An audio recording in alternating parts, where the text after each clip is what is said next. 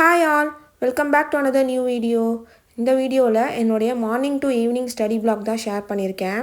Actually இந்த video எடுத்து ஒரு 1 வீக் மேலேயே இருக்கும்.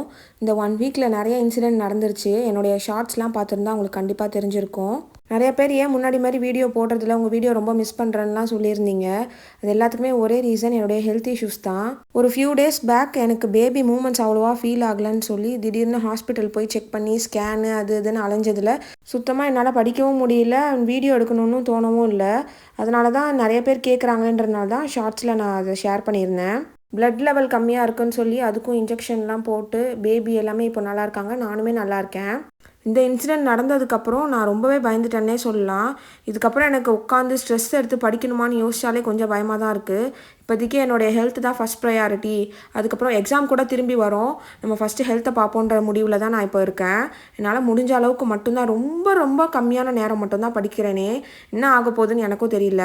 என்னுடைய ஃபஸ்ட் ப்ரெக்னென்சி வந்து எனக்கு ரொம்பவே ஸ்மூத்தான ப்ரெக்னென்சின்னு சொல்லுவேன். நான் ஸ்டார்டிங்லேருந்து எனக்கு வாமிட் எதுவுமே கிடையாது.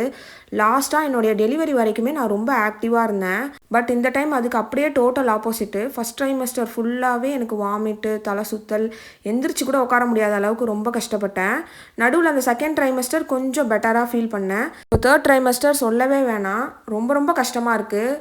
பேக் பெயின், லெக் பெயின் இதெல்லாம் வந்து எக்ஸ்ட்ரீமாக இருக்குது.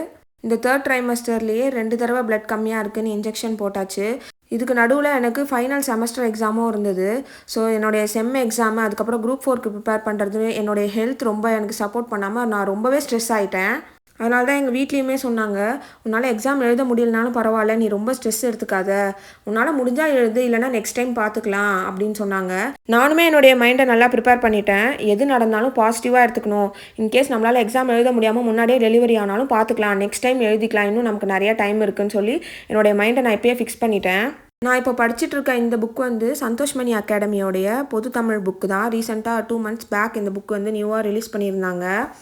சரி, எப்படி இருக்குது, ரிவிஷனுக்காக நமக்கு தமிழுக்கு புக்கு தேவைப்படுதுன்னு சொல்லிட்டு இந்த ரீசெண்டாக தான் இந்த புக்கு ஆர்டர் பண்ணி வாங்கியிருந்தேன்.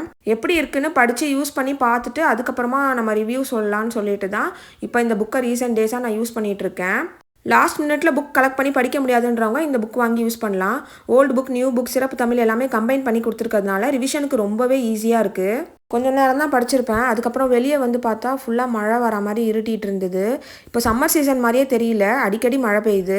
கொஞ்சம் நேரம் வாக் பண்ணி ரெஸ்ட்லாம் எடுத்துகிட்டு லஞ்ச்லாம் முடிச்சதுக்கப்புறம் தான் ஜிஎஸ்ல யூனிட் 6 ரிவிஷன் பண்ணலான்னு சொல்லி எடுத்திருந்தேன். நான் வந்து குருநாத் ஐஏஎஸ் அகாடமியோடைய ரிவிஷன் வீடியோஸ் இருக்குல்ல, அதுதான் வந்து ஃபாலோ பண்ணுவேன். அவங்க இதுக்கு முன்னாடி 2 இயர்ஸாக போட்ட ரிவிஷன் வீடியோ அண்ட் இந்த இயருக்கு கொடுத்துருக்க ரிவிஷன் வீடியோ, இது 3மே பார்ப்பேன் ஒரு யூனிட்க்கும். அது பார்த்தாலே எனக்கு ஃபுல் சாட்டிஸ்ஃபைடாக இருக்கும், எல்லாமே கவர் ஆகிரும். இதே மாதிரி நிறைய சேனலில் 1 ஷாட் ரிவிஷன் வீடியோ கொடுக்குறாங்க.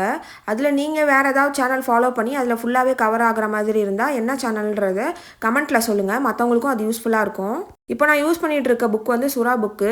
இதில் யூனிட் 6க்கு கவர் ஆகக்கூடிய எல்லா சோர்ஸஸுமே கம்பைன் பண்ணி மோஸ்ட்லி கொடுத்துருப்பாங்க.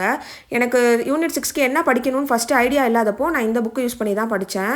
நிறைய பேர் இந்த புக்கோட லிங்க் கேட்குறீங்க, நான் அதை டிஸ்கிரிப்ஷனில் கொடுக்குறேன், செக் பண்ணி பாருங்கள். அதே மாதிரி நான் யூனிட் 6 அந்த திருக்குறள் ரிலேட்டடாக வரது, அப்புறம் தமிழ் ரிலேட்டடாக வரது எல்லாமே தமிழில் படிச்சேனா இங்கிலீஷில் படிச்சேனான்னு சொல்லி கேட்டிருந்தீங்க. நான் இந்த தமிழ் ரிலேட்டடாக வர எல்லாமே வந்து தமிழில் தான் படிச்சுக்கிட்டேன். ஏன்னா திருக்குறள்லாம் நம்ம இங்கிலீஷில் படிச்சுக்கிட்டு இருந்தோம்னா ஒன்றுமே புரியாது. யூனிட் 6க்கு என்னென்னலாம் படிக்கணும், நான் என்னென்னலாம் ப்ரிப்பேர் பண்ணேன்றதை ஆல்ரெடி செப்பரேட்டாக ஒரு வீடியோ இதுக்கு முன்னாடியே நான் போட்டிருக்கேன். அந்த வீடியோ இன்னும் செக் பண்ணாமல் இருந்தீங்கன்னா அதை செக் பண்ணி பாருங்கள், உங்களுக்கு ஒரு ஐடியா கிடைக்கும். உங்களில் யாராவது COA அதாவது computer office automation exam already முடிச்சிருந்தா அது பற்றின டீட்டெயில்ஸ் உங்களுக்கு ஏதாவது தெரிஞ்சுதுன்னா எனக்கு DM பண்ணுங்கள் இன்ஸ்டாவில் வந்து. லைக் அதுக்கு என்னெல்லாம் ப்ரிப்பேர் பண்ணணும், என்ன எலிஜிபிலிட்டி, அதுக்கப்புறமா வந்து ப்ராக்டிக்கல், தியரி அந்த மாதிரிலாம் இருக்கும்னு சொன்னாங்க. எனக்கு அதை பற்றின டீட்டெயில்ஸ் கிளியராக தெரியல. ஸோ உங்களுக்கு யாராவது தெரிஞ்சதுன்னா கண்டிப்பாக எனக்கு வந்து சொல்லுங்கள். கொஞ்சம் நேரம் தான் படிச்சுட்டு இருந்தேன், அதுக்கப்புறம் சுத்தமாக முடியலன்னு சொல்லிட்டு எடுத்து வச்சிட்டேன். That's all for today's video. இந்த வீடியோ உங்களுக்கு பிடிச்சிருந்தா லைக் அண்ட் ஷேர் பண்ணிவிட்டு இன்னும் சப்ஸ்கிரைப் பண்ணாமல் பார்த்துட்டு இருந்தீங்கன்னா மறக்காமல் சப்ஸ்கிரைப் பண்ணிக்கோங்க. தேங்க்யூ ஸோ மச் ஃபார் வாட்சிங். Bye bye.